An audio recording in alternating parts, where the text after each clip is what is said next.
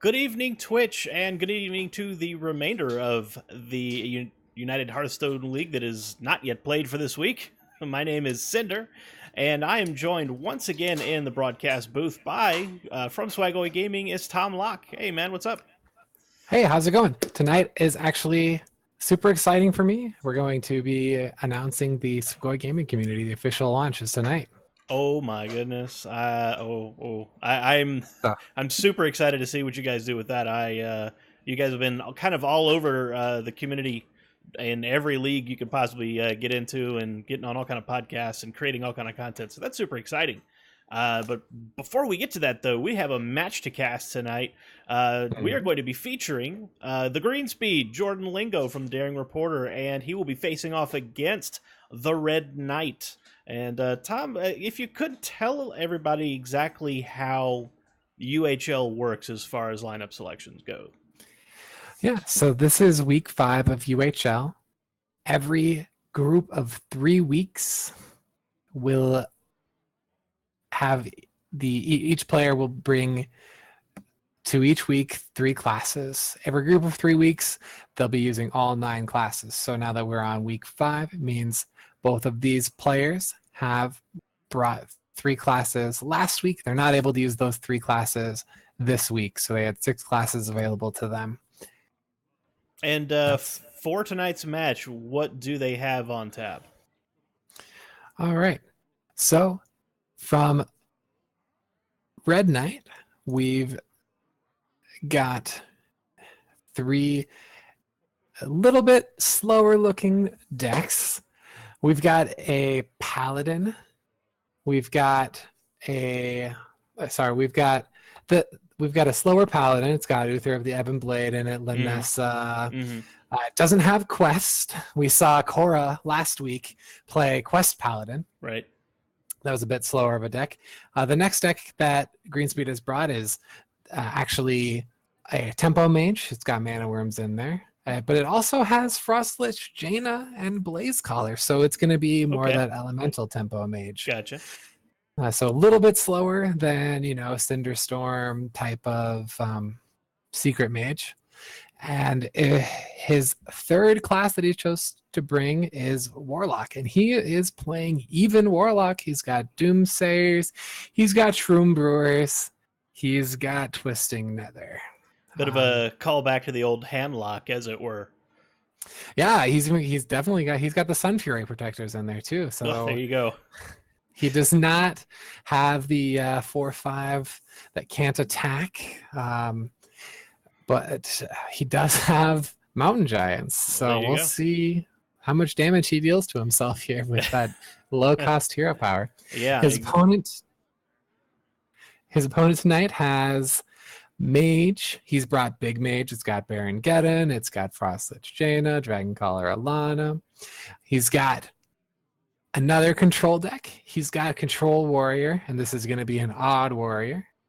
And his last deck that he chose to bring was Control Paladin. It's got a Lay on Hands, a Silver Sword, a Doomsayer, two Doomsayers.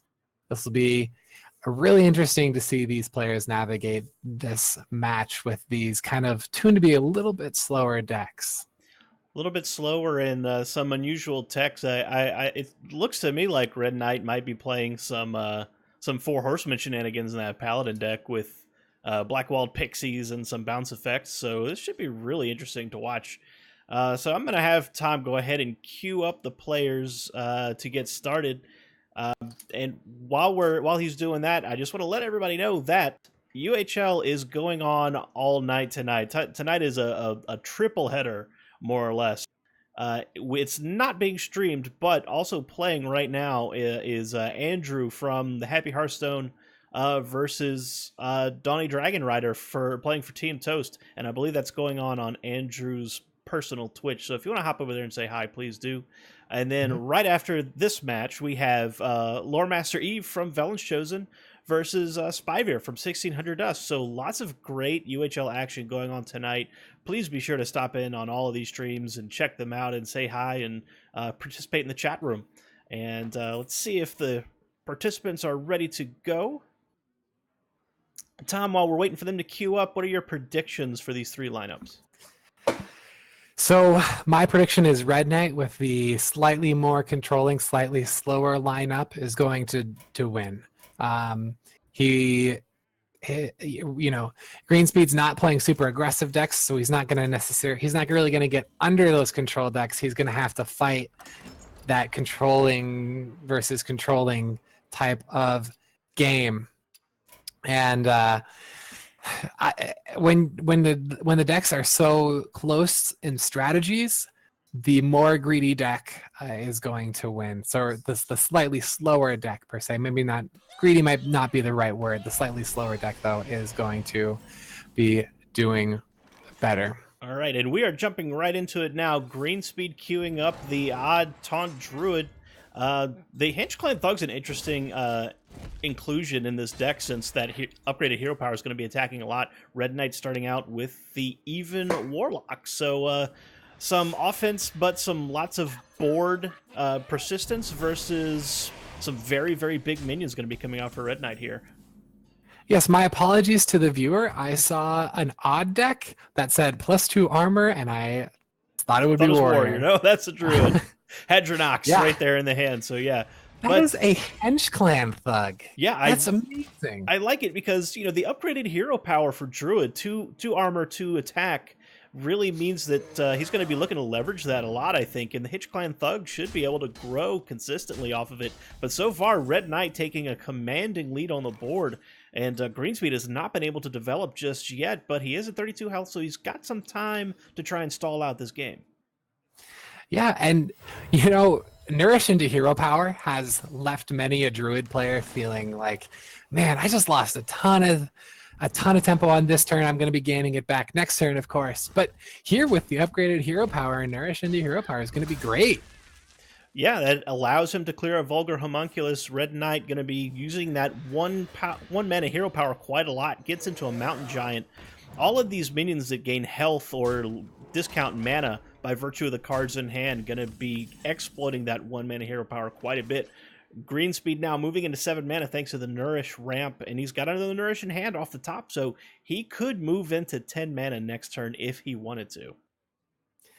Yeah, I like moving into 10 mana as soon as possible. You're going to need to gain this tempo that you've lost back somehow. It's really interesting to see that he's got Malfurion in this upgraded hero power deck. I suppose the Malfurion hero power is better in some situations, but if you're going to play odd, you know, an odd or an even Druid deck, it seems kind of weird to throw away that upgraded hero power. Yeah, I kind of feel like the upgraded hero power is better than the Malfurion hero power, and interestingly, Greenspeed goes with the Scarabs here as opposed to the Spiders. This does create more taunts for Hadronox to resurrect, but if he's playing Witching Hour, it runs the risk of resurrecting the wrong beast. I think you have the deck list in front of you, Tom Locke. Is he playing Witching Hour in this deck? He is not. Okay, so not a concern. Ooh, yeah, Lich King coming up off the Stonehill Defender. That's a great pickup for Greenspeed. Yeah, probably the best thing he could pick up here. He's got a lot of fighting back on the board to do, but you know, his opponent does have 8 cards in hand, so a Naturalize would burn 1. He could play Naturalize and play a 3/3, or he could play Naturalize, use the hero power to get through that 2/3, and his opponent can't deal him any damage on his turn. But Red Knight with really a dominant board presence here, and Druid has no hard sweepers. No AoE that can clear this whole board. So yeah, it's gonna be tough. Red Knight does have some immediate damage available to him to punch through at least one of these taunts. And that's going to be able to push through 16 damage once both of these taunts are busted through. And he's still got a full grip of options available to him. So I got to believe that he's going to utilize some of this removal, or at least some of the charge damage coming from the Argent Commander, to clean up these taunts. And then just continue to pressure with the board. Oh, he's going down to 15 life, which will activate that Hooked Reaver. Look at the size of this board, Tom Locke. Yeah, this is enormous, and it's everything you want to do against a druid. He can't be playing. He can't be. He cannot be playing that 6 mana wall of 1/5s. So there's no punish for extending onto the board like this. He could be playing a mind control tech. 2 mind control techs could be backbreaking here, but Red Knight recognizes that he doesn't want to let Druid get any foothold on this board, and just puts everything he's got on the table. Yeah, Lich Knight going to come down and absorb some of the damage available to him. If Red Knight has a way to punch through this... there goes the Siphon Soul off the top. That's going to be lethal damage for Red Knight if he spots it. Like you said, Druid, no way to clear these huge minions being played by the Even Lock. Siphon Soul queuing up. That looks like that's going to be it. And he's dragging those arrows to the face. That's going to be a ton of damage. Warlock winning on turn 8 is something we have not seen in a while. That is fast. Very, very fast win for the Warlock from Red Knight. Jordan Lingo is going to have to be going back to the drawing board after that one to see how he's going to approach the rest of the series. But I want you watching right now to approach patreon.com/UnitedHSLeague, because that is how you can get involved with UHL. If you'd like to sponsor the programming that we have and get some rewards for it, it's a great place to go. And we have to give the shout out, as we do every cast, to the one and only Zeroshio from the Hero Power podcast for his generous support of the United Hearthstone League. His support and the support of other viewers like you are what allow us to have these great casts literally every night of the week with great casters and great production values, and you want to be able to have us keep coming back. Tom Locke, there are plans for this league going well into the future, and I really want people to get in on the ground floor on this. Absolutely. It's super fun being involved with this. I definitely want to keep that going forward. Same. So Jordan Lingo, the green speed, going to be sticking with all 3 of his decks against Red Knight's remaining 2. That'll be the Mage and the Paladin. Tom Locke, what does Jordan want to queue up here, given the remaining 2 decks? Look, that Druid deck seemed a little underpowered, and I would definitely not want to be queuing that Druid deck. His mage deck, the big mage deck, can do some proactive things. It's got 2 Witchwood Pipers, it's got that Dragon Color Alana. I really want to be proactive against against a Paladin or a Mage. I'm going to want to be proactive, and I think Big Mage really has that ability to have a game plan to win instead of just controlling and going to fatigue. So I think that's what he's going to want to queue up next. Yeah, and if he can avoid a deck with board clears, then that Control Mage can certainly put together a very big in-game package. But that Paladin's got a quality clears in its lineup, so that's going to be tricky. Although the Elemental Mage looks like it might be the kind of deck that he wants to put that Control Mage up against. And of course, the Even Lock is retired. So yeah, I'd have to go with you there. I think the Control Mage probably has a good angle against both of these decks. The Taunt Druid's a fairly passive deck, but it just has a ton of sustain, right? Like, it just stays on the board forever. And this Healadin, though, this healing Paladin that Jordan has taken, I don't really know how to evaluate this one. Actually, if he thinks that mage is an aggressive tempo mage with those burn spells, the healing Paladin is a good choice. So I'm changing my mind. I think he's going to queue up the Paladin, and I think it could work. It's got a Glass Knight, it's got 2 Spike Ridge Steeds, so it does have a little bit of ability to be proactive. So that's an interesting point. I didn't think about that. And as far as the matchup goes, yeah, I'd be very curious to see if this deck even functions. It's not something you see on ladder at all, but it seems to me like Jordan sees some value in it. I like the build itself. It's very unique, and it's tried in the way it tries to leverage all those little ticky-tack healing effects, but I guess we'll have to see if it has any good. So, much like a lot of decks after any nerfs, it's got a lot of good cards and it's got a couple bad cards. Cards, bad cards we haven't seen yet. It's got the Spellstone. We haven't seen the Paladin Spellstone at all. No. So this will be interesting. And it's not a bad Spellstone either. I mean, it can get you a 2-mana 4/4 taunt with just a single upgrade. That's pretty good. But Greenspeed opening up his hand with a Ravencaller Tomlock. What is that doing in a Taunt Druid deck? I don't think this is like a focused Taunt Druid deck. I think it's just trying to play for value, and Ravencaller with some hero power minions. I don't know. It doesn't seem good.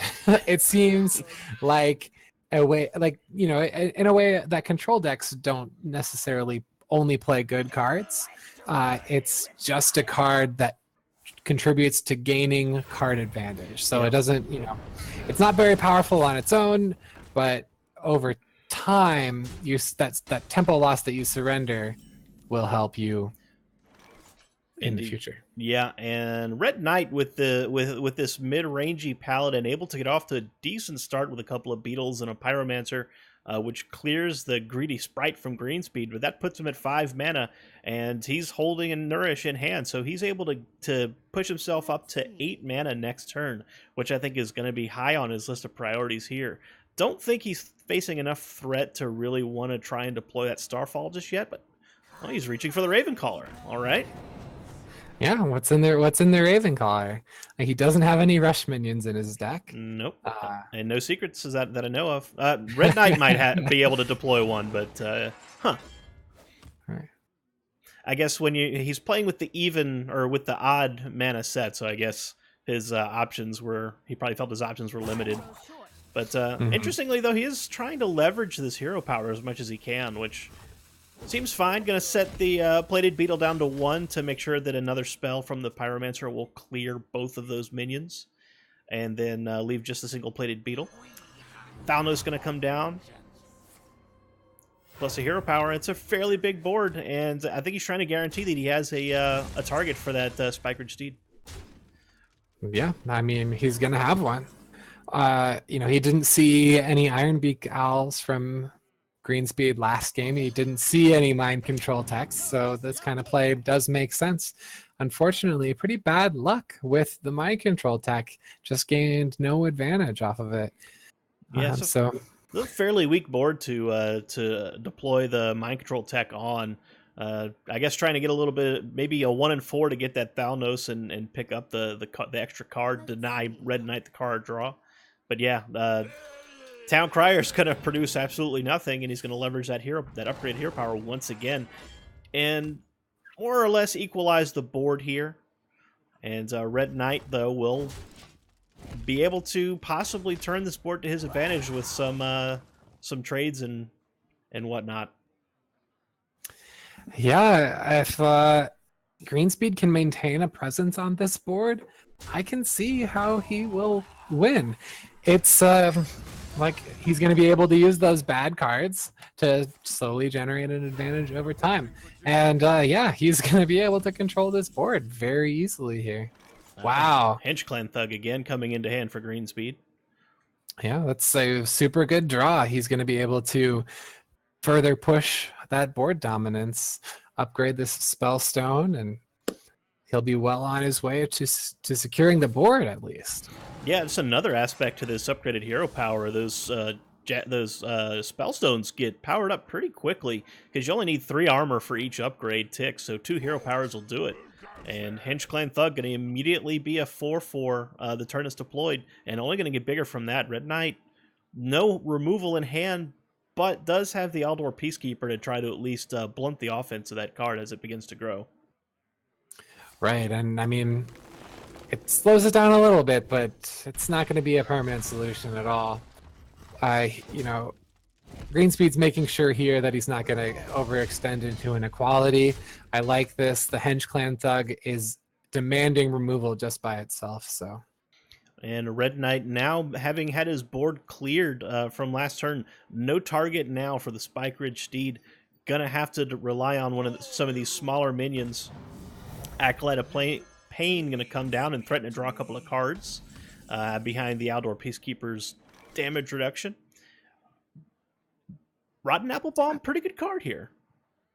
It is. It's going to allow him to push the damage that it's allowed green speed to push the damage that he needs to while protecting the creatures that he has in play. It's still, a quality consecration is still going to be really good. However, he doesn't have a quality yet, so he's just Red Knight's going to be looking for some sort of answer here. And that 5 mana Call to Arms gets deployed, but Red Knight had already drawn through all of his early game minions. That was a 5 mana Loot Hoarder, Tom Luck. I don't think that's what he wanted to see.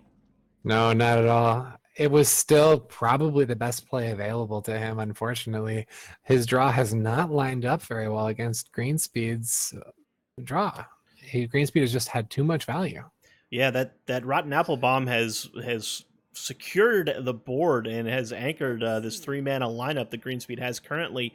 No other minions in hand except for that Secret Keeper, but he's at 9 mana.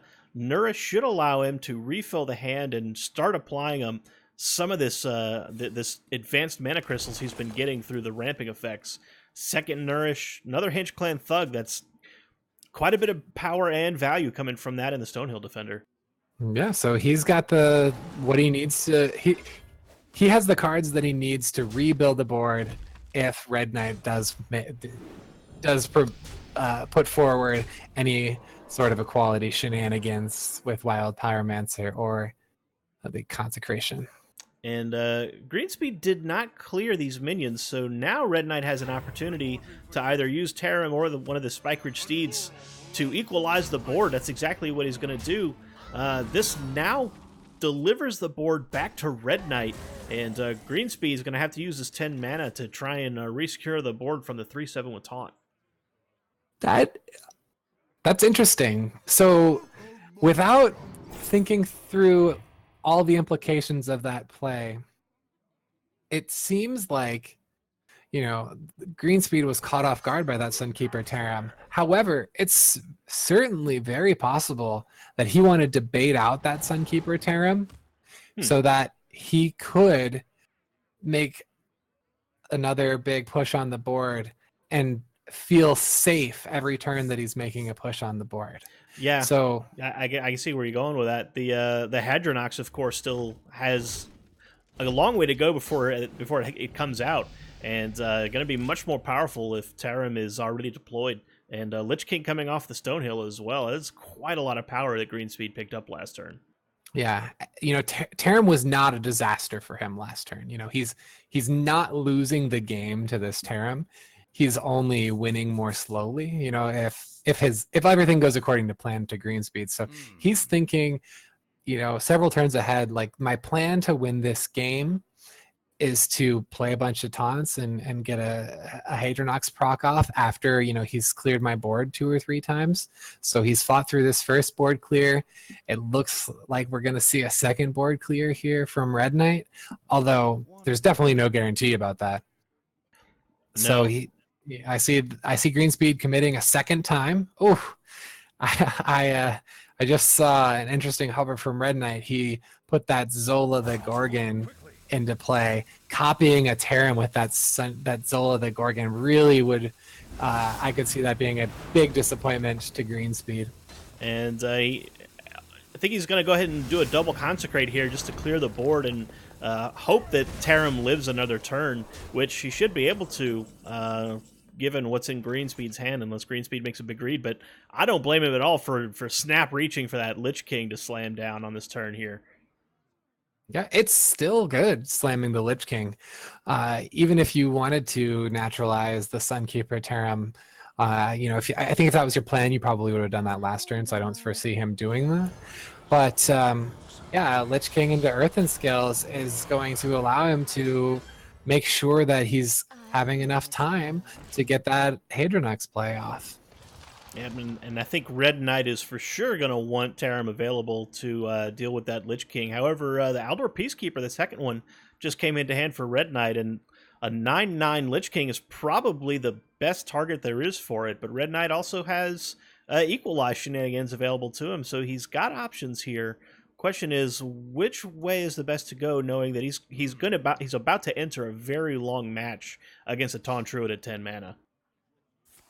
Yeah, this one, so here's the play he's making here. He's playing Equality, and then he's going to cast a Spike Ridge Steed. That's going to allow him to, maybe not. But if he does Hero Power and then Spike Ridge Steed, the Hero Powered minion, he's in a very dominating board state against everything except for a Silence. And even with a Silence being played, he'll still have a very, very good board state.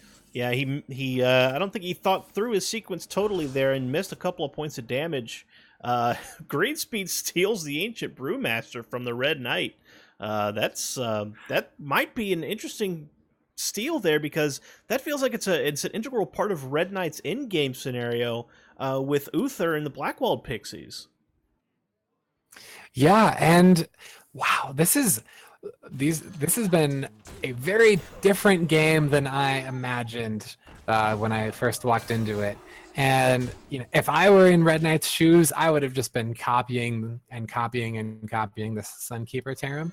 But he's still in a pretty board dominant position. Playing that Spike Ridge Steed on the minion with a very high starting health total means that he played around the Silence a little bit. If he would have played that on the Hero Power minion, it would have just been a 1/1, and the Sunkeeper Tarim would have died this turn. So he's got a huge weapon. He's got a minion with a big butt, and he's just demanding that this Druid do things. And this Druid is just a little bit slow at doing things. Yeah, not a lot of threats coming out of the Druid. That Uther off the top though. With the Blackwalled Pixie already in hand for Red Knight, I think he was really happy to see Uther come into hand, even though he lost one of his bounce effects to that Death Grip. So I would not be surprised to see Red Knight moving towards a 4 Horseman finish here, Tom Locke. Yeah, when you're on camera, it's super, super fun to go for these fancy plays. I think Red Knight could have won this game a little bit earlier, but I think he's hugely favored with the cards that he has in hand right now. He's basically got, if he had infinite mana, he could win on this turn. However, he doesn't even need to do that. He's going to be able to clear his Druid opponent's board and, just have a bunch of big stuff. Red Knight once again missequencing the Spike Ridge Steed and missing out on 2 points of damage, but honestly, Greenspeed was at 27. I don't know if it's going to matter. The first of the 4 Horsemen has been deployed. Zola the Gorgon even, I think, plays a part in this potential in-game that Red Knight's putting together, because it'll bounce back one of those tokens, or not bounce back, but give him an extra copy as kind of like an insurance policy against it getting cleared. Yeah, you can also copy the Blackwalled Pixie, so he can play 2 Hero Powers next turn along with copying the Blackwalled Pixie. That'll be what I think we'll see on this next turn. I just I don't imagine that he's going to be trying to go through that he's going to be trying to win through damage at this point. No, and Greenspeed, respecting that Horseman, goes ahead and deploys an unpowered Spellstone to deliver the 2 damage to clear it. Red Knight tapping that Hero Power once again right away, and there's Zola putting another Horseman into the hand. And Red Knight picking up 2 Potions of Heroism off the top here as well. That's pretty good for this in-game scenario where he's going to be using these taunts to try to protect these Horseman tokens. Yeah, it's interesting. The choices. I would have attacked with the Divine Shield and the weapon. That means that he can't kill your 2/6 with what he has on board now. Because now he'll be able to use the minions he had on the board and a Hero Power to clear off that Horseman minion. But, you know. I can only imagine that Red Knight was trying to respect the Hadronox play that he's seeing now, leaving the Witchwood Grizzly as a 3/7 instead of it getting resurrected as a 3/12. Oh, yes, that makes perfect sense. Yep. Yeah, this is the turn where he will die if he doesn't have Hadronox, so... Yeah, an anti-magic shell getting brought into this board. Red Knight needs the equality clear right now, and he's got the Pyromancer and the equality to do it. So this will allow him to get a full clear. No cubes, no Witching Hour. Board is clear. Greenspeed has no way to refill. Red Knight on his way to ending the game, but he needs to do it now because he's at 1 card left in the deck. Yeah, and he's got 5 healing. He's not in danger of fatiguing very quickly. I think he's going to be able to do it. He's got basically... he's got 2 hero powers in hand. He's got 1 hero power from... So he's got the hero power win. He's 1 mana... sorry. It takes 9 mana for him to get 3 hero powers and a Blackwalled Pixie. So it would take 11 mana for him to win next turn. But, you know... Greenspeed does have Starfall. I wouldn't be playing around Starfall. It's a very rare card to see. But, you know, if Red Knight decides to go all in on the hero powers, Greenspeed would love to see that and be able to clear with a Starfall. So we've got a couple more turns of action left. Yep, that's the last card there, and that's a Call to Arms, which is going to do absolutely nothing for the Red Knight. So he's got 2 hero power tokens in hand, I believe. So yeah, 2, 4, 6, 7, 8, 9. Yep, 11 mana would do it. Is what he needs. If he had a coin here, he really be in great shape. But yeah, just gonna deploy 3 Death Knights, Horsemen, and not expect the Starfall. I don't imagine he's gonna be back to square one, deploying the 4 Horsemen of the Apocalypse, hoping to avoid that fatigue loss, because Greenspeed's still got cards to go, and he's at 34 health.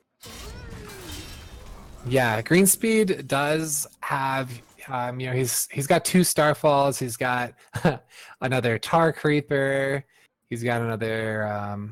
He's got this Baku that he drew. So he's got a couple threats, but you know, he's still gonna have to take.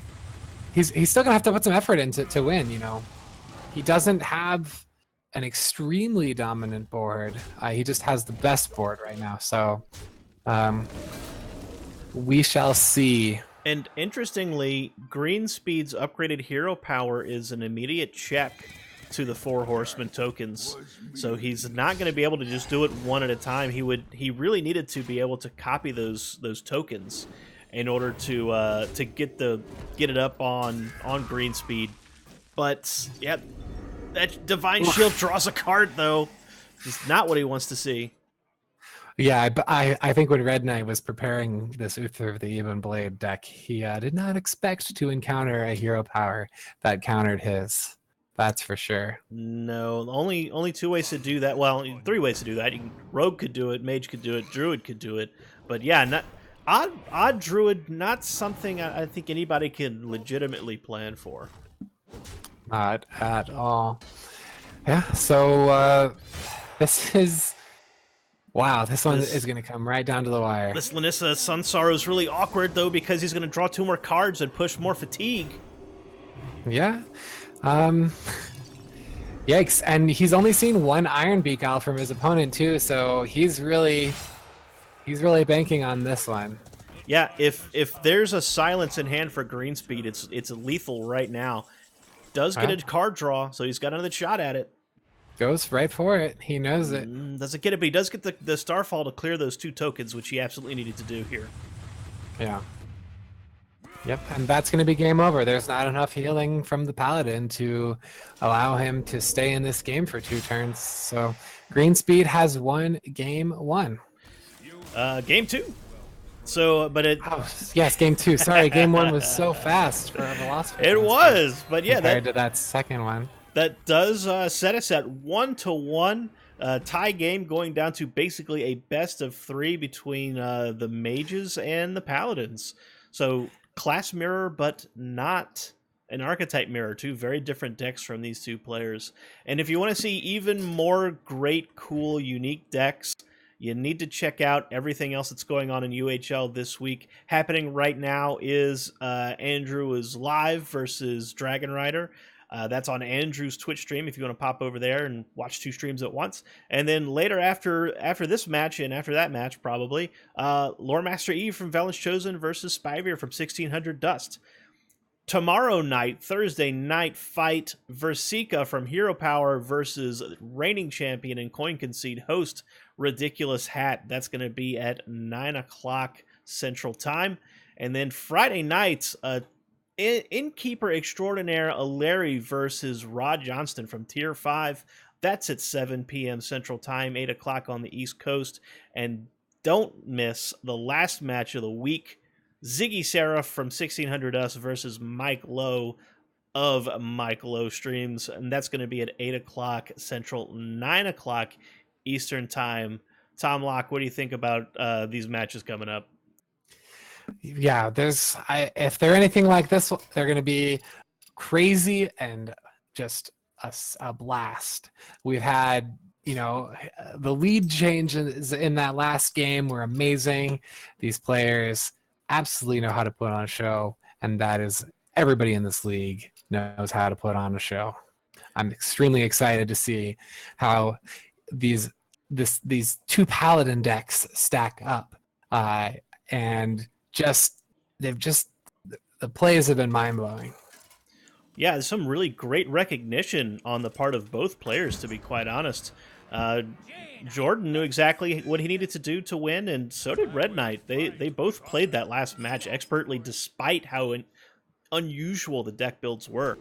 But we're going to jump into the Control Mage from Greenspeed versus Red Knight. Going to stick on that Paladin and try to get another OTK against this much slower Mage. Yeah, and we see a perfect hand from Mage and a not perfect hand from Red Knight. That is a very, very slow looking hand. A 5/4 is actually pretty good against Big Mage. They're going to have to spend a spell to deal with that. But he's going to be perfectly happy to do that. And he actually isn't going to have to spend a spell because he has drawn a Tar Creeper. Yikes. Oh, yeah. And the Greenspeed, I know from playing quite a lot of Control Mage, you want Jaina in the hand against slow decks because that's how you win the long game.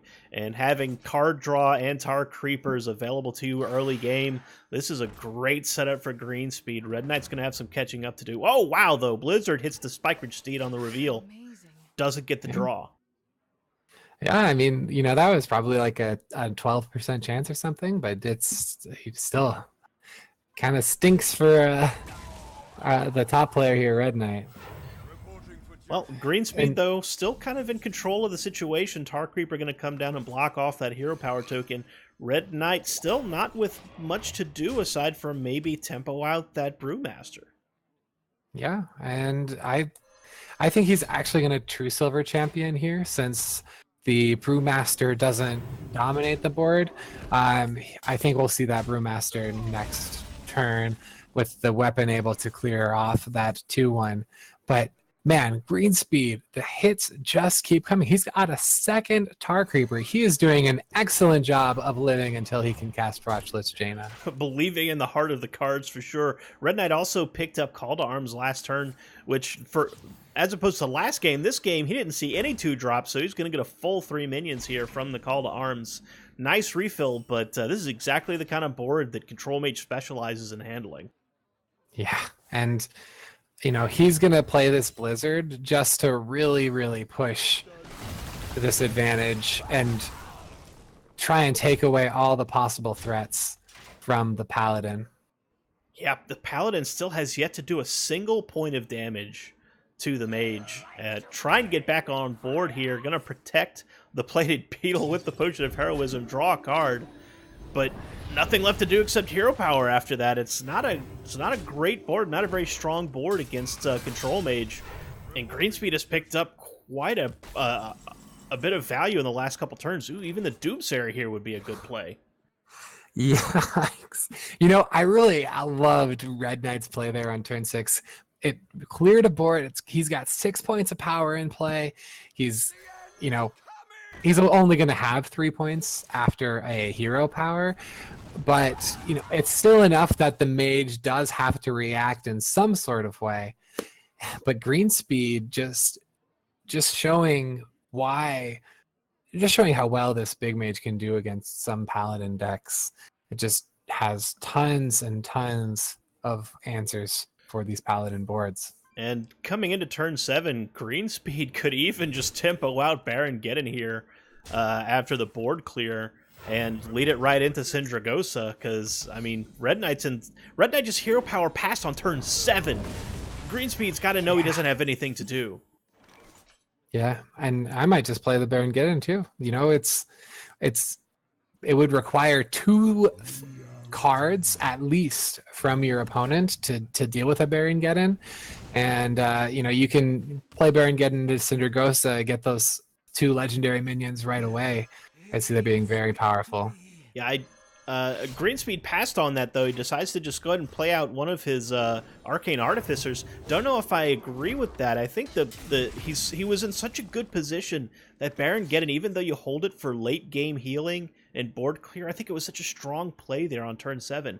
I really would have liked to have seen that. Instead, the Arcane Artificer dies to the weapon charge from Red Knight, and he gets an Acolyte of Pain on the board unchallenged. But turn 8 here, Syndragosa is available. Going for the Skulking Geist instead. Yeah. Okay. The Skulking Geist doesn't do anything. You didn't see any secrets, anything like that. So, not sure what he was looking for. Red Knight's going to be able to draw some cards off of the Acolyte of Pain, which just got on a Spike Ridge Steed.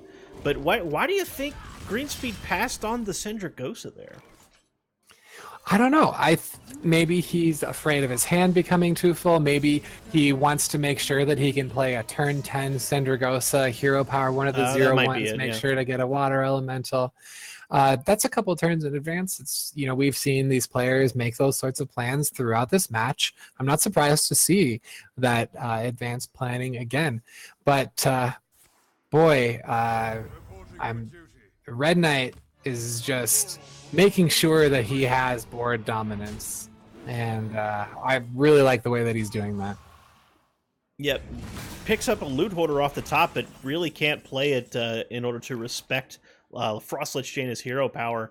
And Greenspeed now going to deploy the Syndragosa and pick off one of those frozen champions. Let's see what he gets. Water Elemental, of course, and Captain Greenskin is just a 5-mana 5/4. It's not awful. It's more pressure. Red Knight top decks Uther the Ebon Blade himself, and is gonna march his way towards his win condition. Healing be damned from the mage player. He's just gonna try and get those 4 tokens down. Yeah, the race is on. Smartly goes ahead and kills off the other frozen champion to deny another water elemental. Lillian Voss, though, comes into hand, and Greenspeed does not want to play that card, I don't think. No, I don't think so.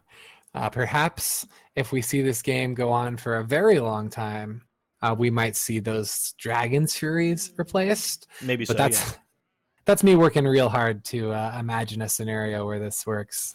So actually, this Meteor, I think Greenspeed made a small mistake here with the Meteor. If he would have cast it on the 2/6, he could have pinged off the Sunkeeper Terram after attacking with the Water Elemental and made a second Water Elemental. But, I imagine there are going to be a couple board sweepers coming out anyway. So the Water Elementals aren't going to be how he wins this game. Well, these first 2 Water Elementals aren't going to be how he wins.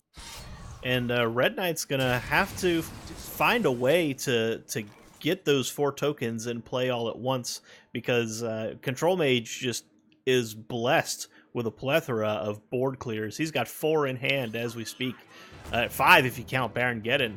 I don't know if there's a way to do it all in one turn, but Red Knight's going to be trying his best to make that happen, I think. Yeah, burning call to arms, not a big deal, but oof, That's a big that man. yeah, this is wow, this is he's pushing damage through. I am confused and excited to see what these strategies end up being. No polymorph in hand for Greenspeed. He has to deploy the meteor to get the board clear. Trade from Captain Greenskin is gonna allow Icy Touch to create another water elemental, and Greenspeed reclaims the board without having to deploy but one spell. Red Knight back to the drawing board, getting low on cards as well. 5 cards remaining for the Red Knight. Yeah, this is he's got the second Ancient Brewmaster. So he's preparing to go off on one turn, but I'm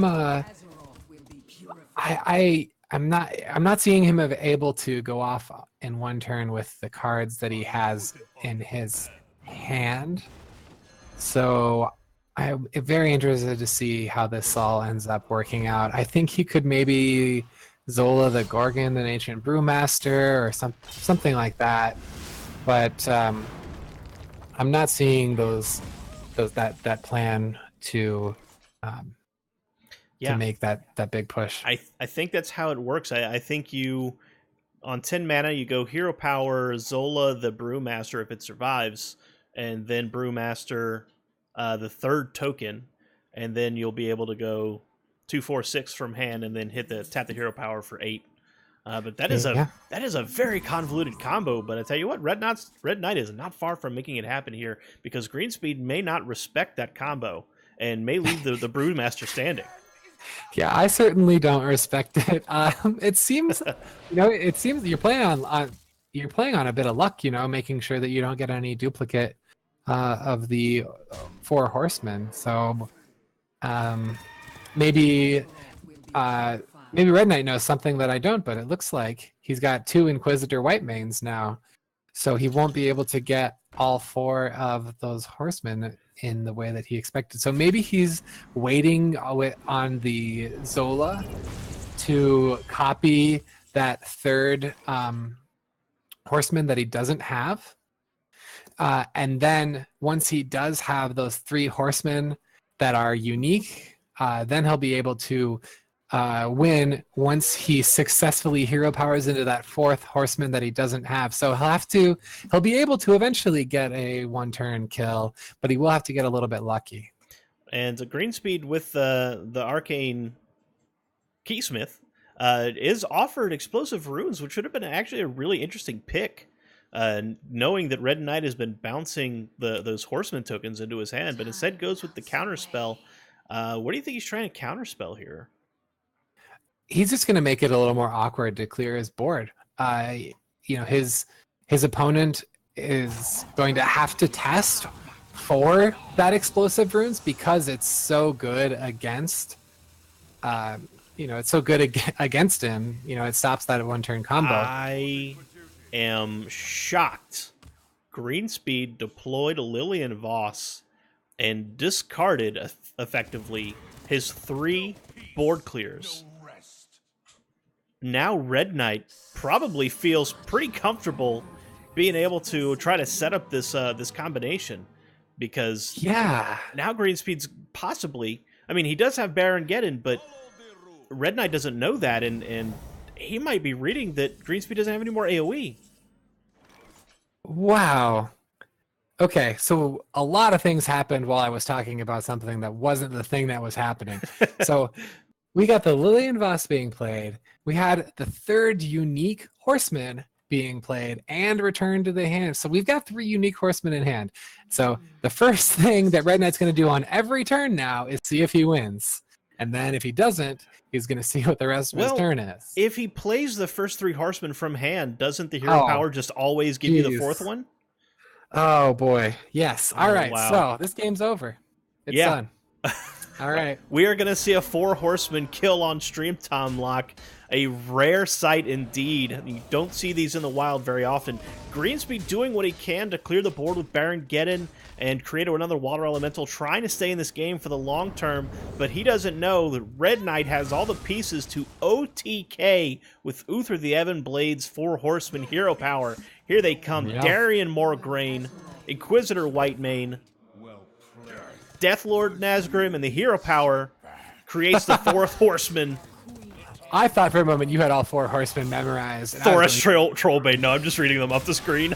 Yeah, that would have been crazy impressive. And actually, Greenspeed knew way better than I did what was going on. Greenspeed went everything face the last turn, so he definitely knew he was dead. He was just trying to get as much damage in as he could. I think Red Knight may have practiced that deck a little bit. Yeah, way more than I have. I have played against that deck very little and with that deck very, very little. I was wonderfully navigated. He knew what he needed to do to win, and he did it. Yeah, and it's a deck with a very specific application. It's basically a deck it's a combo deck, and it works against control decks exclusively. It's not something you can play on ladder because you just get punched in the face by so many other archetypes that are much faster. But against stuff like Control Mage, which takes basically all 30 cards to win sometimes, you can set up this combo and just go to town. Yeah, that is crazy. And, that mage draw was really good. And that paladin just still looks like it wasn't even close. So the next deck we're going to see from Red Knight is the Elemental Tempo Mage. And I think we're going to see a big mage. Man, I think that Greenspeed really could play either one of his decks and do well. He definitely still has a chance in this matchup. Yeah, that Tempo Mage, though, if it's as fast as the Tempo Mage you see in ranked play, it should have a great advantage against that Control Mage. So I think Jordan might go ahead and queue up the Paladin first, because all that healing should give that Tempo Mage quite a bit of trouble. Try to bring this to a game 5 before what might be an unfavored Mage Mirror. Yes, I agree. That it is true that the healing will be very powerful against any sort of fast mage. You got to heal out of range of that double fireball. So Paladin seems like a good choice. Yeah, double fireball, and sometimes if they're not at turn 8 yet, they'll just try to play those fireballs out and other burn spells out sequentially. So having that intermittent healing and from turn to turn could keep the Paladin out of lethal range. So I've not seen this kind of deck played before, so I'm really curious to see. Both players seem to know these archetypes very, very well, despite them being very unusual. So I'm sure Jordan knows exactly what he's doing with the Paladin, so I'm super curious to see how he navigates this. Yeah, and the Elemental Mage is not all in on Elementals. It's got 2 Steam Surger, 2 Bonfire, 2 Blaze Caller, 2 Firefly. So it's still got the secret package. It's got Kirin Tor Mage. Excuse me. He's also playing for Elementals 2 Nightmare Amalgams. This is a deck that if it was playing against aggressive Secret Tempo Mage would be extremely well positioned. We're going to see that Tempo Mage, that Elemental Tempo Mage go into action right now. Yep, Doomsayer's great pickup on the opening hand. Benevolent Djinn will be able to follow it. Gotta imagine you still keep Call to Arms even though it's been moved to 5 mana. For sure, it's just so much value. And it's going to get through so much of his deck, letting him draw more of his heal. Also, it's going to get that Benevolent Djinn, so he'll be able to get some healing from it. Yeah, and both Doomsayers coming into hand, so Call to Arms doesn't even pull a Doomsayer, so he's guaranteed to get a board fill when he casts it. So that's a great pickup for him in this opening hand. Red Knight not able to deploy anything just yet. He's going to have to coin out the Kirin Tor Mage to start getting himself on this board, and already a big board lead behind that Explosive Runes. Yeah, and Greenspeed's going to slam a Doomsayer, and I bet on turn 4 he's also going to play a Doomsayer. Yep. Well, no, he might be setting himself up for a Consecration. We'll see what Red Knight does here, but he's drawn a Mana Worm, so I don't think we'll see a Consecration. I think we'll see Yeah, you gotta respect the mana worm every time, and no runes this time, so Doomsayer can be played. Although True Silver Champion's a nice answer to either of these minions, but he's reaching for the consecration. He might be going for. Yep, he's gonna leave the mana worm on board and try to deal with it next turn. Yeah, Consecration prevents more damage right now than the True Silver Champion. And however, playing True Silver Champion last turn allows him to play the Call to Arms this turn while using that second charge on the True Silver Champion to remove whatever threat he decides to remove. Unfortunately, Benevolent Jin costs more mana Yes, than it's I a remembered. 3 mana. That's right. It's a 3 mana card. Wow, this Spike Rich Steed going to put a huge stop sign in front of Red Knight saying, do not pass go, do not collect that sweet 11 damage you had on the board. I'm going to put a taunt in play, and I'm going to slow you down. Although Red Knight doing a great job here of chaining his elemental effects to the Steam Surger on 4 into the Bonfire Elementals on 5 and 6, keeping the hand full, putting down 5/5s turn after turn. Greenspeed, even though he had a commanding board with that Spike Ridge Steed, now going to be forced to play a little bit of catch-up with this True Silver Champion, and probably going to put the Tar Creeper in front of it as well. And he's starting to run out of resources, honestly. Yeah, this... He's going to clear off everything from Red Knight. It looks like. No, he's going to leave that 5/1 in play. Yes, okay, I like that. Because that 5/1's going to have to trade anyway, so he gets an extra 2 damage from his Stegodon. But he's at 22, which is generally a pretty safe life total against Mage. He's effectively at 24 with that second healing from his sword. So yeah, this is going to be great for him. He's going to be able to play 2 minions or a minion and a hero power and clear a board. I think he's going to be feeling great. Yep, and Glass Knight coming down before it gets to pop its first shield and get a recharge from the True Silver, but plenty of healing in the deck for Greenspeed, so he should be able to pull that off. Red Knight now the Blaze Caller with its elemental effect in play. Could have played it last turn, but decided to go with the counter spell in front of the Nightmare Amalgam. No doubt trying to catch one of those, or the other Spike Ridge Seed from Greenspeed, because that would be an incredible tempo advantage for Red Knight if he manages to catch it. Yeah, and Red Knight imagines now that there's a Spike Ridge Steed stranded in Greenspeed's hand, and he's not too far off. But this Silver Sword is going to allow him to push a big advantage and start closing out the game if that's something that he's interested in. He's going to be able to Silver Sword this turn, play something like a Silence and a Sunkeeper Terram next turn, or even, a Sunkeeper Terram this turn into a Silver Sword next turn allows him to push a little bit more damage more quickly than the initial play of just a Silver Sword. I really like that Sunkeeper Terram. He's getting as much damage as he can, as quickly as he can. Yeah, Silver Sword, a powerful tool to be able to close out games for Paladin. +1/+1 to all minions for the Paladin every time that weapon attacks, and it has 4 charges. So as soon as the taunts go up, the Silver Sword starts getting power right away, along with just being able to remove small minions by itself with its 3 attack. Greenspeed picks up a Stonehill Defender off the top. Another Terram is offered to Greenspeed. Oh, jeez. Yeah, I imagine he's not going to play that this turn, since he did have the Aldor Peacekeeper, but he's going to have, if he would have clicked the hero power button, he would have had lethal damage available with that Sunkeeper Terram.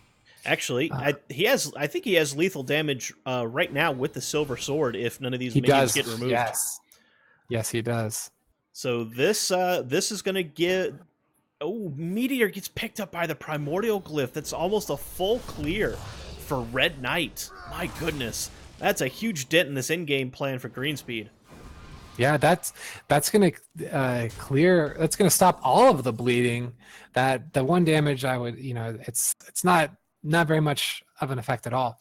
So from the Stonehill Defender, yeah, but we saw with the Blaze Collar targeting a minion. If the Blaze Collar would have targeted face, um, there was 20 points of burn available over turn 9 and turn 10 for Red Knight, and Greenspeed was at 21. Maybe if he would have been 1 health lower, Red Knight would have gone for that play and he would have won on turn 10. Unfortunately, he doesn't know, how much healing is available to Greenspeed. So he went with a much more of a safe style of play against any sort of potential healing from this kind of slower looking Paladin deck. And Greenspeed went for the call to arms, perhaps just to trigger the counterspell. There are no more 2-mana minions available to Greenspeed. We saw that from the first call to arms, only pulling out the 2 plated beetles. Red Knight going to choose to protect that mana worm by killing off the Doomsayer, spending both fireballs to get through the Doomsayer plus taunt window, pushing 7 damage off the worm. I think he got the read. The Greenspeed didn't have a way to clear it. And he's gonna have to face tank it or silence it if he wants to answer that minion now. And silence might be the best way to go with that Spike Reach Seed coming into hand. Yeah, I imagine that's what we'll see. This places him in the position to have another dominating board, and if the Spellbreaker somehow dies, he's able to Sunkeeper Terram and trade that with any sort of minion that would come from Red Knight. And Red Knight has spent both fireballs, which makes Greenspeed even more confident that he can just deploy this giant minion and not have to worry about having 14 health. Yep, and Greenspeed he thought about the Benevolent Djinn, but may go for the Silver Sword just to clear off some of the board and protect the 6/8 and develop like a 2 or a 3 turn lethal, because Red Knight just showed that he has no way to answer that 6/8. No polymorphs available to Red Knight. Both fireballs expended means no big damage hits to spot remove it. And all he can do is play multiple minions to attempt to trade with it this turn. And if Greenspeed slows that down, he could get an easy win here. Red Knight also missed a Mirror Entity after the Kirin Mage discount, so a little bit of a misplay from Red Knight. Yeah, geez. I wonder if I don't think there's a bluff there. I think he just I think he missed it. I think perhaps a misclick or something like that. But in any case, I don't think it would have won him this game. I think even gaining 3 life at the end of this turn would not have been enough to combat this 2/6. Nope. The presence of the Stegodon that remains after the Spikered Steed means that the Silver Sword presents lethal damage. This one's going to go to a Game 5 Control Mage up against this Elemental Tempo Mage. It's going to be a close one, Tom Locke. Yeah, based on the way that this Elemental Mage played out, I do see it having a really good opportunity to beat the Big Mage deck, especially if Big Mage doesn't play that Death Knight Jaina on 9, so it won't have that life gain available to it. So I definitely imagine this Elemental Mage using those Blaze Collars for that extra burn, being able to push through. Yep, and we're going to see that just as soon as they queue up. Red Knight managed to put together quite an interesting series of decks here, and capping it off with this Elemental Mage.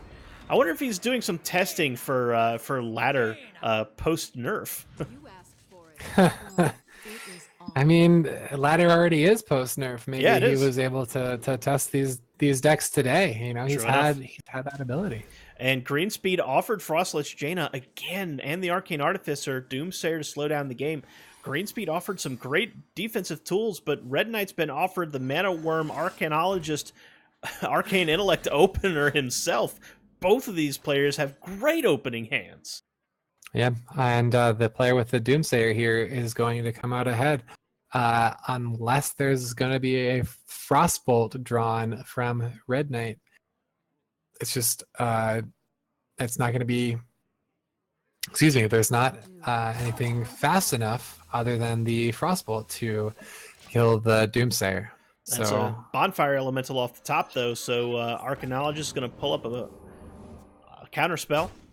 So Red Knight has options if he gets into a Kirin Mage, but that Doomsayer is going to come down right now and zero out this board and leave Red Knight with no minions to play on turn 3, maybe not even one on turn 4. yeah, I imagine because he doesn't have anything to play on turn 4, he's going to go for this Arcane Intellect and try and get some minions for later in the game. These explosive runes and counterspell are just not going to be impactful enough to warrant playing right now. And Greenspeed also has in hand Voodoo Doll, which just came off the top. Frostless Jaina loves to see that card. He basically can kill any minion and create a 3/6 for 5 mana. That's a great card to have for this in-game plan. Doomsayer gonna get what it wanted, clear the board. Greenspeed, no minion to play, just gonna go ahead and hero power. But Red Knight may also not get a hero. Well, got a Firefly, so that's something. Arcane Intellect. Yeah, well. that's amazing. Ooh, actually. Mana Worm though comes off the top from the Arcane Intellect. Yeah, I imagine he's going to play Firefly though to enable his Bonfire Elemental. Yeah, you're right. So 5/5 for 5 that draws a card is absolutely powerful. Yeah, Greenspeed doesn't mind that turn 3 where he just passed. Any turn that brings him closer to Jaina is going to be wonderful. Arcane Keysmith develops a mirror entity. Pretty good call. He knows that Red Knight's gonna have some minions to play on 5, so here's an immediate challenge to it. That is great. It might just be an explosive runes that deals 1 less damage, but it's still amazing to counter your opponent's turn with just 1 card. And he's gonna go strong, and he's going to push the 5 damage face and say, "Hey, I'm the beatdown now." Yeah, Greenspeed using the mirror entity to turn the corner and become the aggressor. Although that Mana Worm is going to come down behind that Kirin Mage, which will allow Red Knight to play the counterspell, which is a huge power card against these control mages. That's a big wide board now protected by a counterspell. So Greenspeed is going to have to play this very, very carefully, but he did keep the coin. So that's going to get rid of that plan very quickly. Yeah, Greenspeed has played Knifey Spoony before. He knows exactly what to do against that secret. He's gonna play the coin, and then he's gonna play what he really wanted to play. And wow, this answer from Red Knight. Yeah, Blaze Caller hitting that 5/5 Bonfire Elemental for 5 damage, re-seizing the board, presenting 12 damage plus however much more you can get that Mana Worm up to. Tar Creeper plus Doomsayer are going to threaten to clear the board, though. And, yeah, Greenspeed's going to have to pull something off of one of those primordial glyphs to remove that Doomsayer. He's got 2 opportunities to do so. There are a lot of cards that allow him to do such. Fireball being one of them. Yeah, that's it. Now, both players having Frostless Jaina in hand as well. And Greenspeed a little bit further ahead in the life game, but Red Knight's got some burn available now with that Pyroblast off the other Primordial Glyph. The looks like the Mana Worm is going to trade away. Blaze Caller's going to trade away the Tar Creeper, keep a hold of the board by clearing the Doomsayer. Greenspeed a turn away from Frostless Jaina. Yeah, and this one's going to come right down to the wire. Wow. I see Red Knight next turn playing a Frostlich Jaina of his own. Unfortunately, missequenced the attacks a little bit, so this Blaze Caller is going to die to the Tar Creeper instead of becoming a 6/3 on this turn 9. But getting that first Frostlich Jaina down is definitely going to help him. Greenspeed actually going for the Voodoo Doll now. That is a very dicey play. I don't know if he knows that Red Knight is playing Frostlich Jaina, because that's going to allow Red Knight the first opportunity to pop that Voodoo Doll. Yeah, because Greenspeed's definitely not going to be willing to take a turn off to ping his own 1/1. He's just going to play his own Frostlich Jaina. I imagine he'll trade the 1/1 into the 3/6 to prevent that ping. And Witchwood Piper going to give Greenspeed a little bit of refill here, but Red Knight now back in the driver's seat, hand advantage, life advantage, and is a turn ahead on the elemental generation. So yeah, Witchwood Piper has already. It's not going to draw an Arcane Artificer, so yeah, it's definitely going to be quite powerful. It's going to be a very powerful play. Red Knight's got great tempo minions available to him here in the late game, so he's threatening to create elementals. He's also playing Kirin Mages, getting free spells. Steam Surge are going to create more spells. This is an interesting in-game setup for Red Knight. It's kind of like a blend between the Control Mage and the Tempo Mage playstyles. I like it. Yeah, we'll see. There's going to be a bunch of value created on this turn by Greenspeed. We'll see what sort of secret he gets, what he thinks he wants to play around. I imagine a counterspell is a great choice. Yeah, because if he's counting cards, he knows that something came out of one of those primordial glyphs that Red Knight has not played yet. So it's got a good chance it's something big, and I think he would want to counterspell that. Greenspeed does go for the counterspell, so he'll get some protection from that if it comes down to it. I imagine also he wants to think about this Raven Familiar, because he needs another board clear in quickly, because Red Knight's board is getting pretty out of hand pretty quickly. Yeah, I don't know if I agree with playing the Raven Familiar there. You're able to attack your water elemental into the Steam Surger and create another water elemental. No matter what your opponent here, Red Knight is going to have the ability to create a water elemental himself. So creating one as Greenspeed is what's going to be advantageous to you if both of these players think that they're the control deck and playing for value. If Red Knight thinks that he's got to be the aggressor here, then that play from Greenspeed is exactly what Greenspeed wanted. But yeah, they're playing for the control now, and Red Knight is going to be that first one to succeed.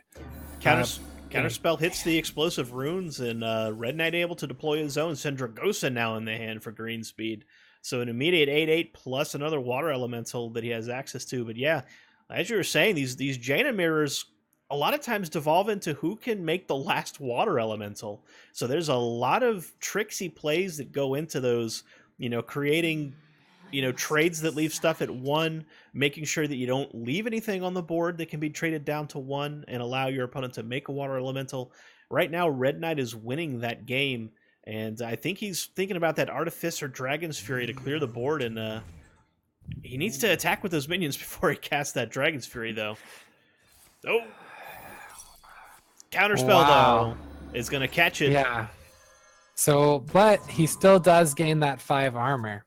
True. This is not what I expected. Like we were talking about, it can come down to who's creating the most water elementals. And, taking 2 turns off of creating water elementals is not winning the game of creating the most. So it's a very interesting choice from Greenspeed, especially since he lacks another sweeper in his hand. Yep, and Arcanologist going to hit the Piper and allow Red Knight to make another elemental. He's got Burn in hand, and he can create even more with the Steam Surger. So he's removing the entire board from Greenspeed now. Greenspeed's left with nothing but Syndragosa and the Voodoo Doll, and he's facing down 2-turn lethal. He's got to do something to reverse this offense from Red Knight. Yeah, and if he just plays Syndragosa here, he's facing down 29 points of burn, so he's dead. That's game. If Red Knight sees it, and I imagine he will. It's even more coming into the hand for Red Knight. 16 on board, 10 from the hand for 26, or go to the Fireball Frostbolt for 9 damage. That's 20. That's Actually, the Pyroblast is only 8 mana right now, so he's got 13 points of burn available to him. Oh, yeah, 13 plus the board is 16 is 9. That's 29 damage. So, yeah, this is lethal if Red Knight adds it up. And I think he's doing it right now. Doing the math, make sure he's got it all right. Spells are going downtown. Minions are going downtown. Red Knight is going to seal this Game 5 in this Frostlich Jaina Elemental Mirror. The mid-range Elemental hybrid deck wins out over the Control Mage of Green Speed. That was quite a series, Tom Locke. Yeah, absolutely. And luckily, one of my predictions finally came true. I did actually, no. I'm getting a correction. Yes, none of my game predictions came true today. All right then. That is what happened.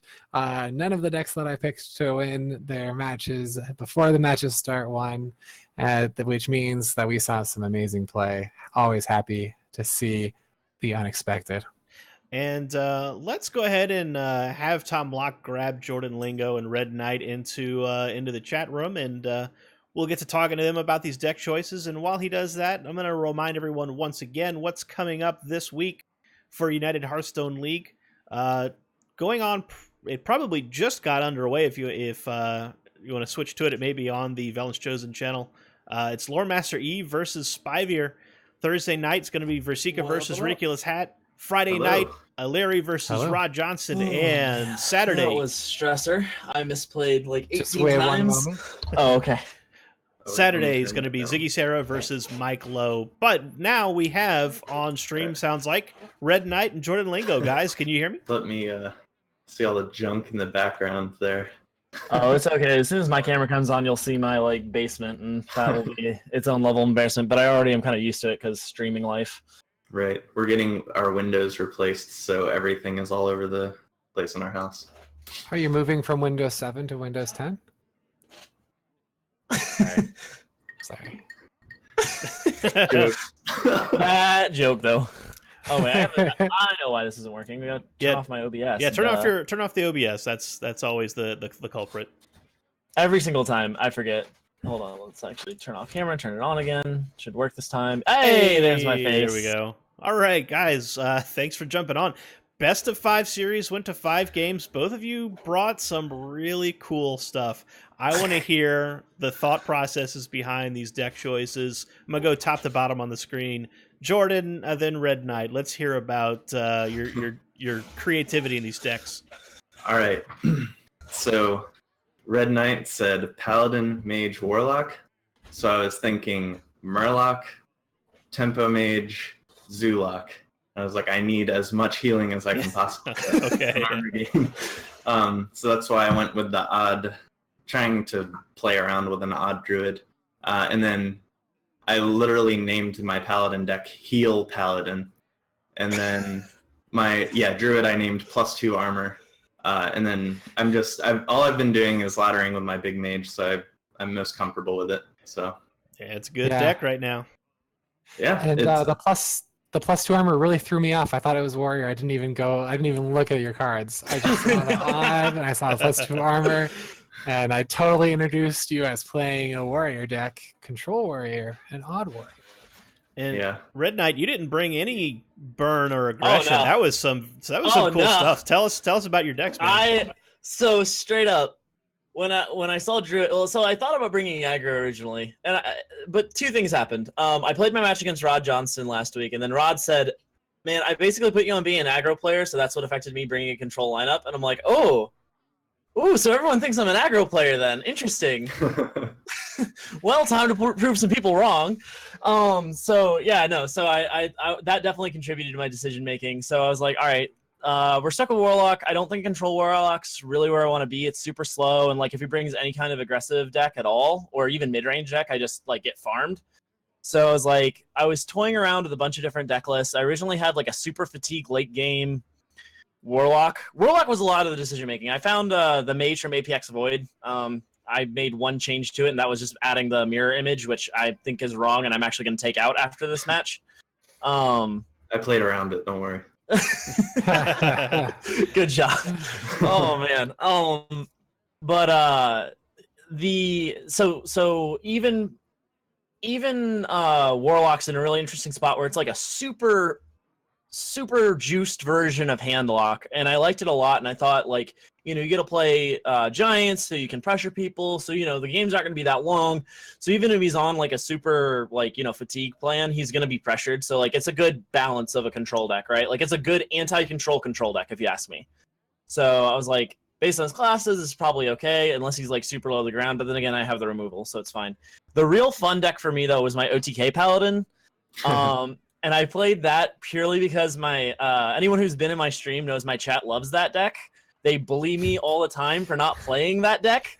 So I had, like, when they heard I was playing Paladin this week, they're like, "You're playing OTK Paladin, right?" And I was like, "No." And then they kept bullying me about it. And I was like, "Fine." Especially once I decided I was going control. So that's the short version of what I was doing.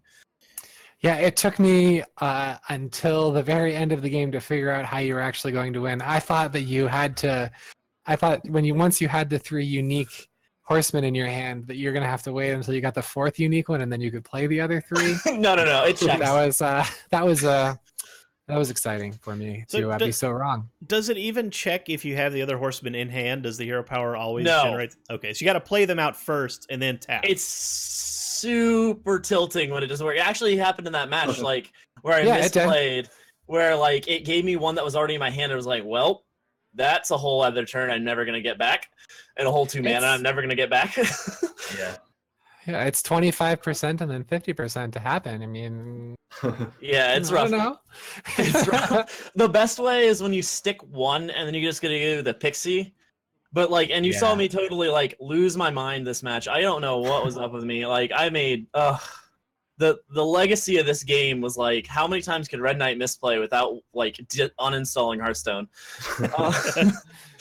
Hey, it made it close, so I think everyone appreciates that. Oh no, for sure. And you play great. Like I was just kicking myself in the pants, specifically with the OTK game. Yeah, I just knew I was really lucky that I rolled the death grip or whatever, the one. Oh I my god! I was like, this is my chance to prevent the OTK. That death grip was brutal because that means I have to stick a knight, and I'm just like never doing that, and totally forgot that I have to do that, and that was rough. If you take Pixie, I never care, and I win. Yeah. Tom Locke, you have any specific questions for these two? What was going on? No, I definitely, that was a super fun match to watch. Thank you both for letting me cast it. Yes. Very happy to have you, man. It's fun. Yeah. So, for the viewers who may not be familiar with the two of you, Red Knight, where can people find you on the internet?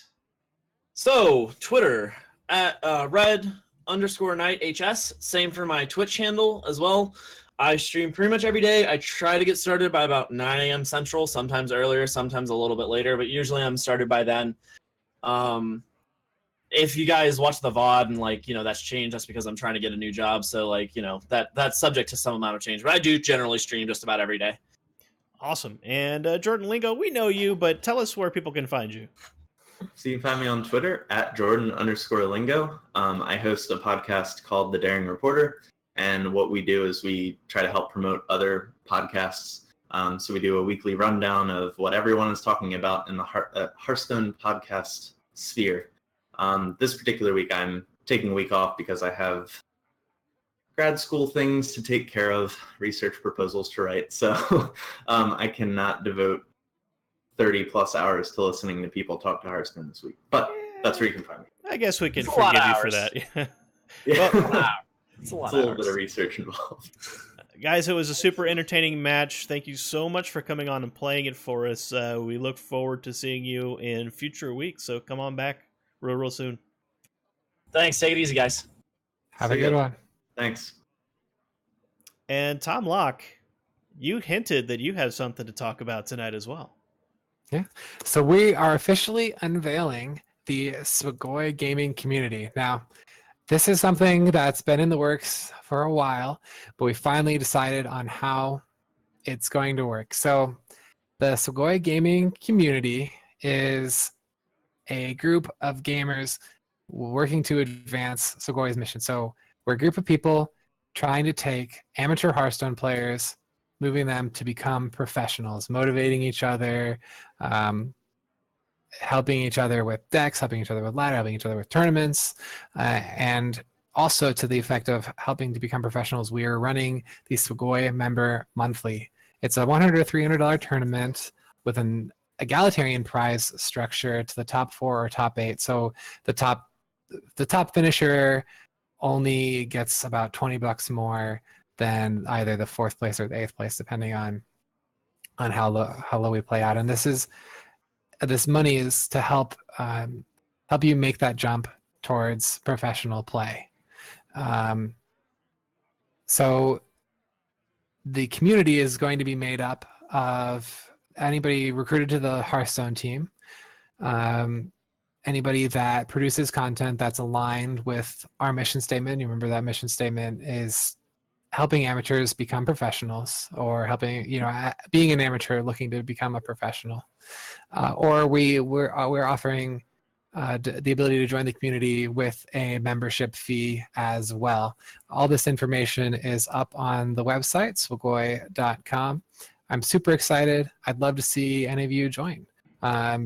Most people here are content creators, absolutely helping to build the community, help amateur players become professionals. Even if you're a low skill now, maybe you're looking to make that move, and this is something that we're building with the community to help build a competitive professional esports community in Hearthstone, kind of a transition in between a casual Hearthstone and the Hearthstone Championship Tour. This is something that can fit in between. We're very excited. Yeah, that's a great mission, Tom Locke, because when I was doing podcasting, one of the most common questions we got was, how do I get into competitive Hearthstone? Because there's a big transition going from playing at home to starting to compete in cups, and getting into HCT and Tavern Hero qualifiers, and there's a lot that goes into it. And having a group of educated and knowledgeable people be able to help people transition into that's a great mission. So good for you guys. Looking forward to seeing how that turns out. And what about you specifically? If people want to follow you and catch some more of your analysis, where can they find you? Yeah. Follow me on Twitter at Swagoi_TomLocke, and then follow the Swagoi Gaming Facebook page. That'll be all the updates with myself and Swagoi. And for me, I'm Cinder, and that's my Twitter handle right there. Check it out, at Cinder Ascendant, if you want to come say hi. I tweet and retweet every time I cast, and I'm casting almost every other day now for UHL. So please, by all means, come say hi. But for now, for the casters that are doing the good work today, and all the players who are getting this triple header going this evening, thanks for watching, and good night. We'll see you next time. See you next time. Thank you very much.